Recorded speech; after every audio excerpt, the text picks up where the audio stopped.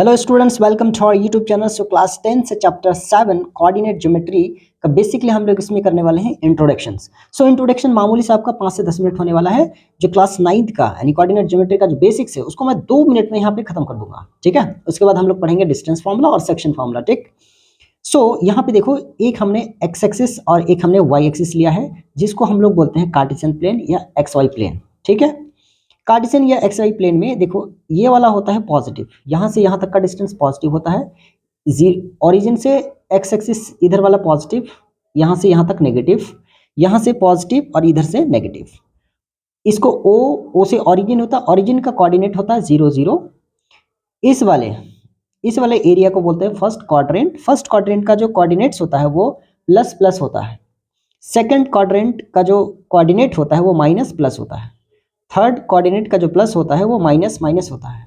Fourth quadrant का जो coordinate होता है वो प्लस और माइनस होता है। एक्सिस का प्लूरल जो होता है, एक्सिस का प्लूरल एक्सेस होता है।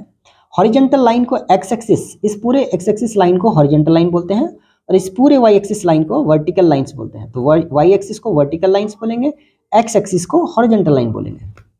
कोऑर्डिनेट्स हम लोग जो लिखते हैं वो एक्स और वाई से ही डिनोट करते हैं कोऑर्डिनेट्स को, यानी एक्स का कोऑर्डिनेट पहले लिखते हैं और वाई का कोऑर्डिनेट बाद में लिखते हैं, और ये हमेशा कांस्टेंट ही रहेगा आपका। X coordinate also called abscissa.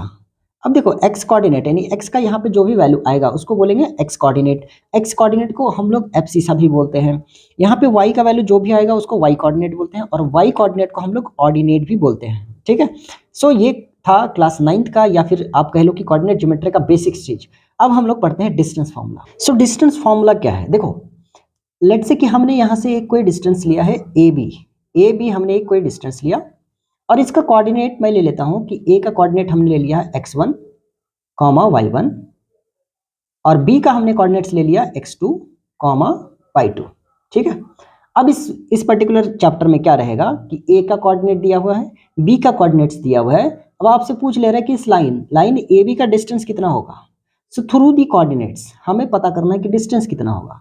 सो हमें डिस्टेंस अगर निकालना है तो ए बी इक्वल टू जो फॉर्मूला होता है रूट अंडर क्या होता है, x1 माइनस x2 का whole square plus y1 minus y2 का होल स्क्वायर, ठीक है।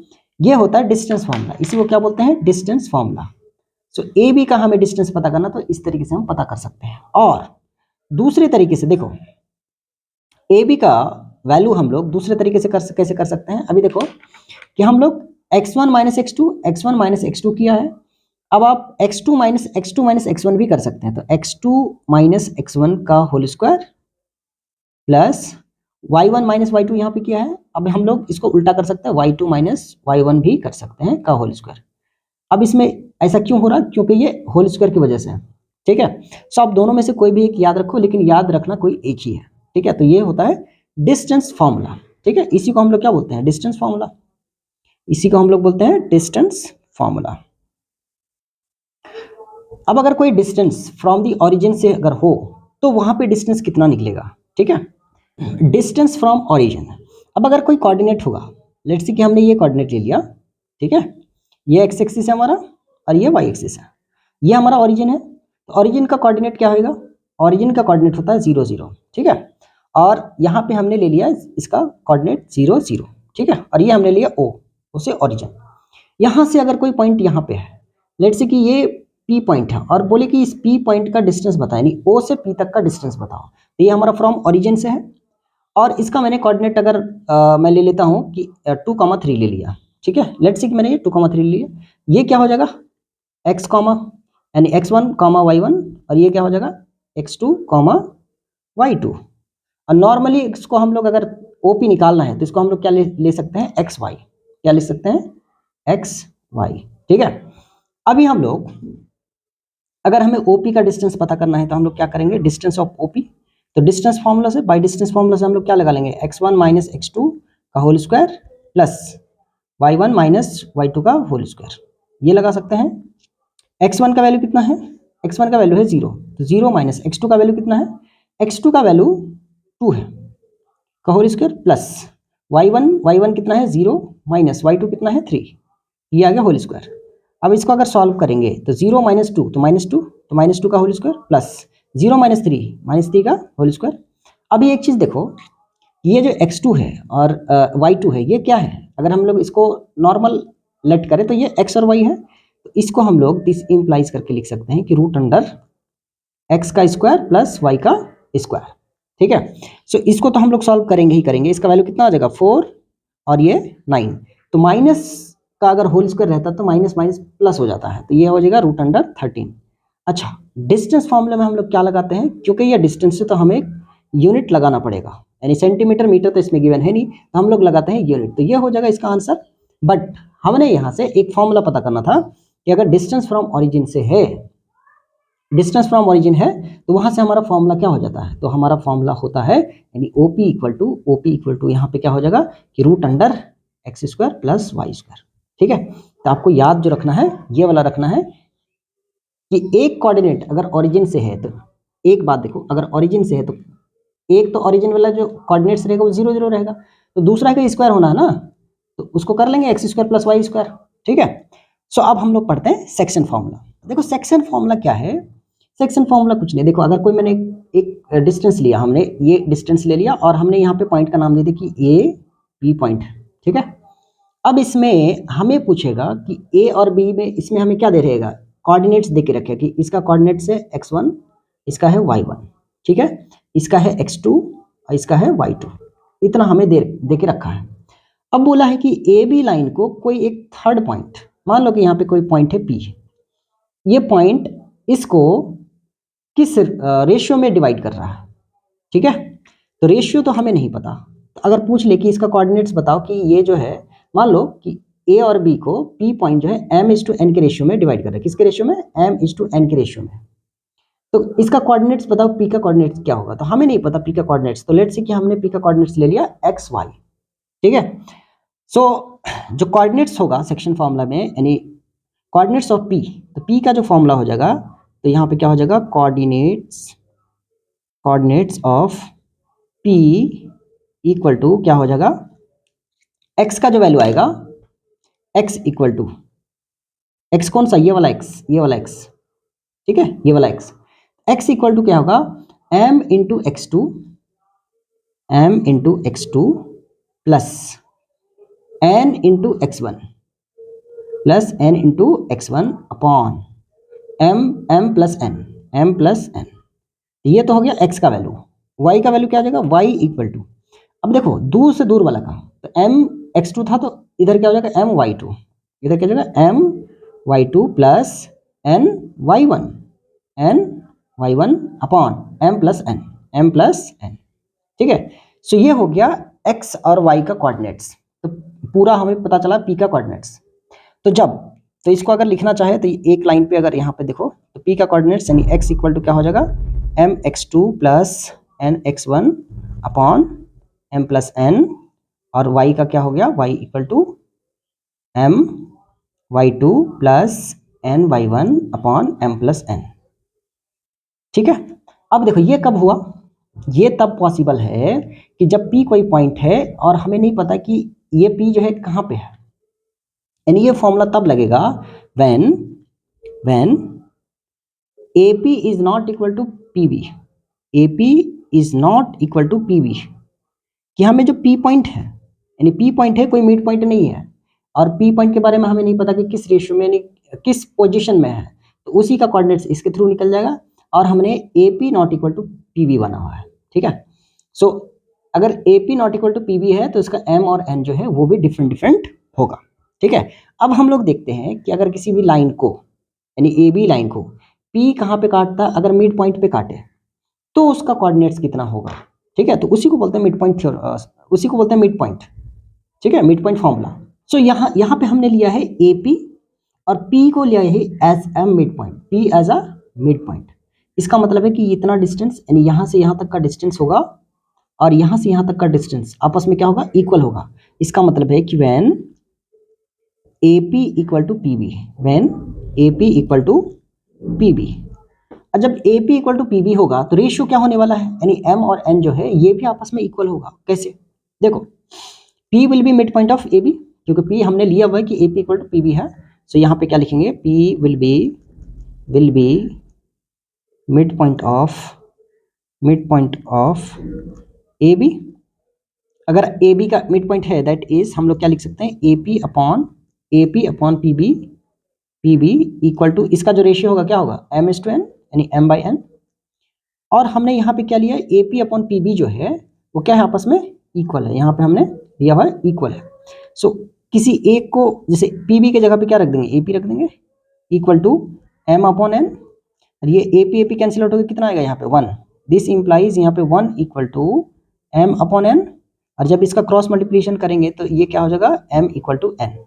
सो यहाँ से एक चीज पता है कि जब मिड पॉइंट होता है, यानी किसी लाइन पे जब कोई पॉइंट मिड पॉइंट होगा तो उसका रेशियो भी क्या होगा, इक्वल होगा। तो इसी को बोला है मिड पॉइंट। तो हमारा मिड पॉइंट का कोऑर्डिनेट्स, अब हमारा तो मेन मुद्दा है कि कोऑर्डिनेट्स कितना होगा। तो मिड पॉइंट फॉर्मूला है ना, मिड पॉइंट फॉर्मूला, ठीक है।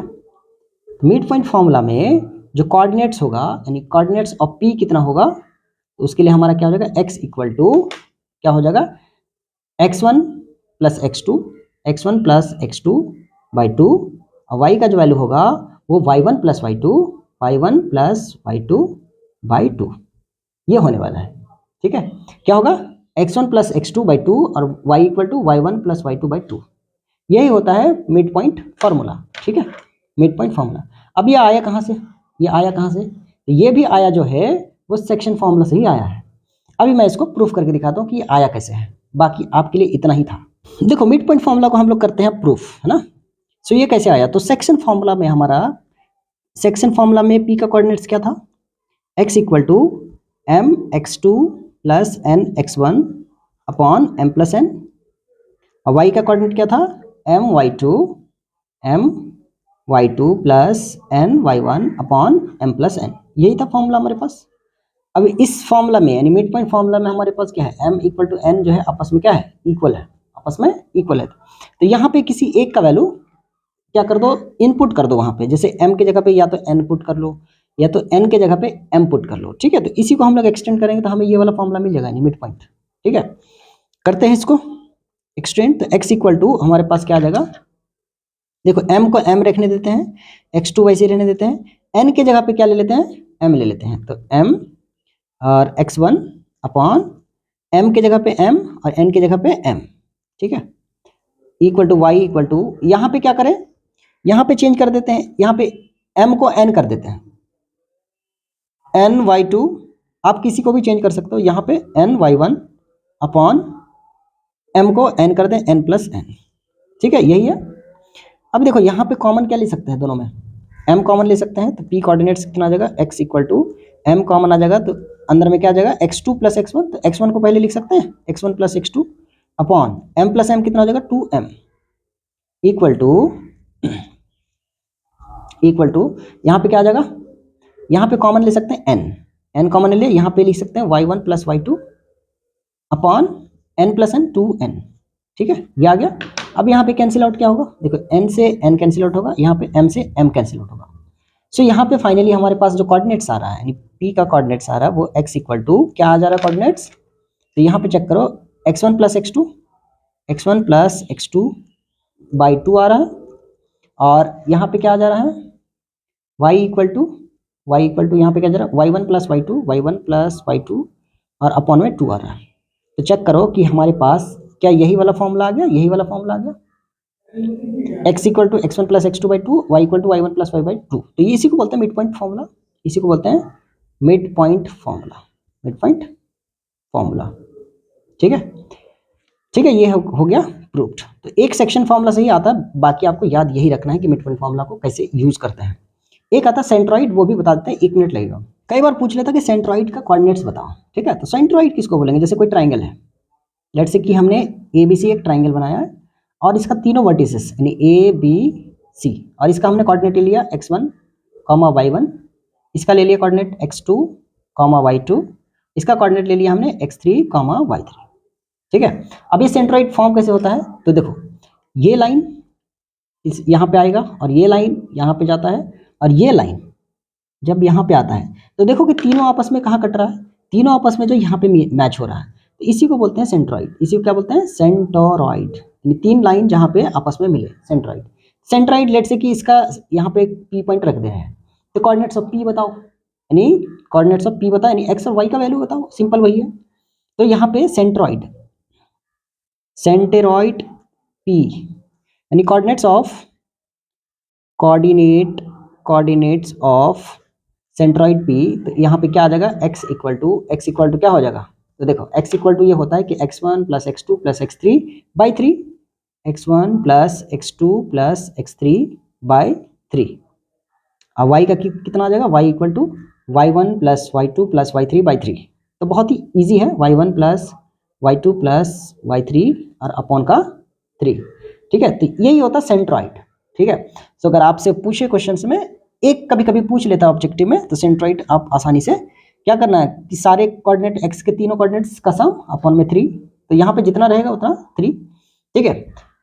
अब दो चीज आता है, एक आता है कॉलिनियर और एक आता है नॉन कॉलिनियर, जो 1 मिनट बता देंगे आपको। कॉलिनियर और नॉन कॉलिनियर पॉइंट्स में क्या डिफरेंस है, देखो कॉलिनियर्स क्या होता है, जब कोई लाइन, जैसे लेट्स से कि हमने एक लाइन ले लिया, इस लाइन पे अगर कोई 3 पॉइंट्स, ठीक है, जैसे ए बी सी इसी लाइन पे है, यानी ए सी लाइन पे 3 पॉइंट है ए बी सी, अगर ऐसा रहे, इफ ऐसा रहे कि A B plus B C equal to, अगर इतना वाला पार्ट और इतना वाला पार्ट, इस दोनों का सम इक्वल हो जाए किसके, पूरे ए सी के, यानी यहाँ से यहाँ तक, तो अगर ऐसा हो जाए तो इसका मतलब हो जाएगा ये लाइन कैसा है, तो ये पॉइंट जो हमारा है कोलिनियर पॉइंट्स है। और इससे क्या होगा कि ट्राइंगल फॉर्म्ड नहीं होगा, नो ट्राइंगल फॉर्म्ड। अब आप पूछोगे कि सर ये ट्राइंगल कहाँ से घुस गया, ये क्या बता रहे हो, कुछ समझ में नहीं आ रहा। तो देखो कोऑर्डिनेट चैप्टर है, कोऑर्डिनेट ज्योमेट्री, वहाँ पे आपको पॉइंट दिया जाएगा, ये मान लो कि कोऑर्डिनेट्स ए दे दिया कुछ, कोऑर्डिनेट्स बी दे दिया कुछ, कोऑर्डिनेट सी कुछ दे दिया है। अब आपसे पूछ रहा है कि बताओ कि ट्राइंगल फॉर्म हो रहा है कि नहीं हो रहा, तो आप क्या करोगे, डिस्टेंस निकालोगे, तो ए बी का डिस्टेंस निकालोगे by distance formula, B C का निकालोगे और ए सी का निकालोगे। अब कैसे पता चलेगा वो ट्राइंगल फॉर्म हुआ कि नहीं, तो हम लोग चेक करेंगे कि अगर ये लाइन ऐड करने के बाद अगर तीसरी लाइन के इक्वल है, इसका मतलब वो ट्राइंगल फॉर्म नहीं है। अगर इक्वल नहीं है, नॉन इक्वल है, तो हम लोग पढ़ेंगे अभी नॉन कॉलिनियर पॉइंट्स। तो नॉन कॉलिनियर पॉइंट्स क्या होता है, देखो जैसे एक है, ये 3 हमने लाइन ले लिया, 3 लाइन पे 3 पॉइंट हमने देता है ए बी सी। अब A B C non collinear points कब होगा, एबीसी नॉन कॉलिनियर पॉइंट्स कब होगा, जब किसी भी दो साइड का सम किसी थर्ड साइड के इक्वल ग्रेटर हो, यानी इफ अगर ऐसा हो कि A B plus B C is greater than A C, third side में कोई भी साइड हो सकता है, ऐसा नहीं कि ए सी ही होगा, ठीक है, से B C plus A B भी हो सकता है, ठीक है। तो B C plus A C is greater than, अरे देखो मैं ये B C plus A C is greater than A B, अगर ऐसा भी है तो इसका मतलब है कि अगर किन्हीं दो साइड का सम ग्रेटर है किसी थर्ड साइड के, इसका मतलब ये नॉन कॉलिनियर पॉइंट्स होगा। अब जब ऐसा होगा तो इसका मतलब ये ट्राइंगल विल बी फॉर्म्ड, क्या होगा, ट्राइंगल विल बी फॉर्म्ड। तो यहाँ से हम लोग बोल सकते हैं कि हाँ ट्राइंगल जो है फॉर्म्ड होगा। तो दोनों को बताने का मतलब यही है कि हम लोग को चेक करना है कि किसी 3 पॉइंट से, यानी तीनों पॉइंट के कोऑर्डिनेट से, कि वो ट्राइंगल फॉर्म्ड होगा कि नहीं होगा, ठीक है। सो ये था आपका इंट्रोडक्शन, आई होप कि आपको पसंद आया होगा। सो अगर पसंद आए तो वीडियो को लाइक करें, चैनल में पहली बार चैनल को सब्सक्राइब करें। मिलते हैं फिर किसी अनदर वीडियो में, तब तक के लिए बाय।